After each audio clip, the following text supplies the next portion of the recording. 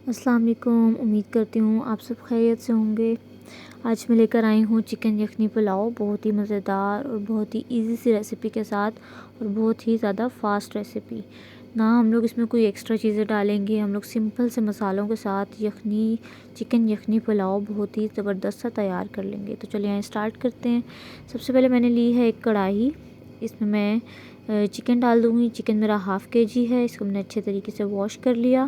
تو اس میں کچھ ڈالوں گی کھڑے مسالے۔ دیکھیں گرم مسالہ ہے، یہ زیرہ ہے، کالی مرچ ہے، اس میں لونگ ہے، اور کچھ گرم مسالے زیادہ سارے ہم نے ڈالے ہوئے 2 ٹیبل سپون بنتے ہیں، اور 1 ٹیبل سپون جو ہے موٹا سوکھا دھنیا، اس کو ہم لوگ ڈال دیں گے۔ اور اس کے ساتھ ہی میں اس میں پیاز ڈال دوں گی 1 ٹیبل سپون جو ہے ہمارا پیاز ہوگا، اور 1 ٹیبل سپون ہی لہسن اور ادرک ہوگا۔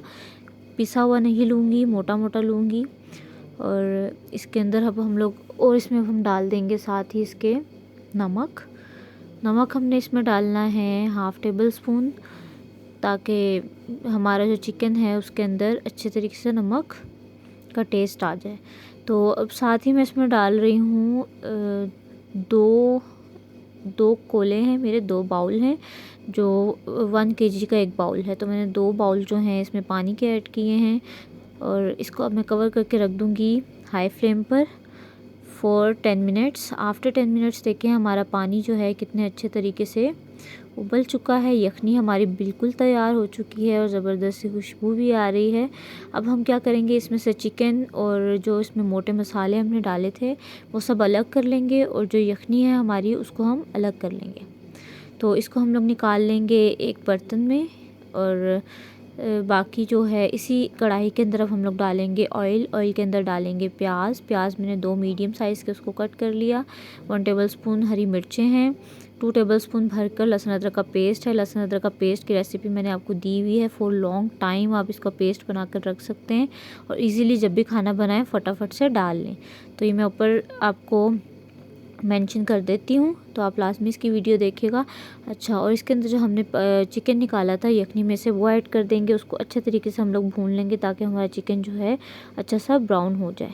تب تک پھر اس کے اندر ہم لوگ ایڈ کریں گے ٹماٹر اور کچھ مسالے، 1 ٹیبل سپون نمک، 1 ٹیبل سپون سوکھا دھنیا پاؤڈر، 1 ٹیبل سپون کٹی ہوئی لال مرچ، اور ½ ٹیبل سپون جو ہے اس میں گرم مسالہ پاؤڈر۔ بس اس سے زیادہ اور کوئی اس میں چیز نہیں ڈالنی، کوئی مسالہ نہیں ڈالنا۔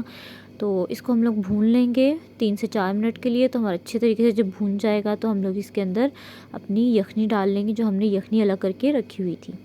تو اب ہم لوگ اس کو کور کر کے رکھ دیں گے فور 3 to 4 منٹس۔ دیکھیں ہمارے 3 سے 4 منٹ کے اندر اتنی زبردست پانی جو ہے پکنا سٹارٹ ہو گیا، اور ہم نے 1 kg رائس لیے تو اس کو میں نے دھو کر تھوڑی دیر کے لیے بھگو کر رکھ دیا تھا۔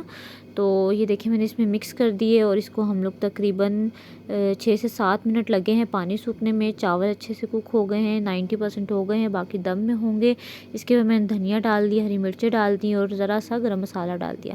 اب ہم اس کو کور کر کے رکھ دیں گے دم پر 10 منٹ کے لیے۔ اور کباب کی ریسیپی بھی میں ڈال چکی ہوں، آپ میرے چینل پر جائیے گا، چپلی کباب کے نام سے ریسیپی ہے، لازمی دیکھیے گا۔ اپنا بہت سارا خیال رکھیے گا، اللہ حافظ۔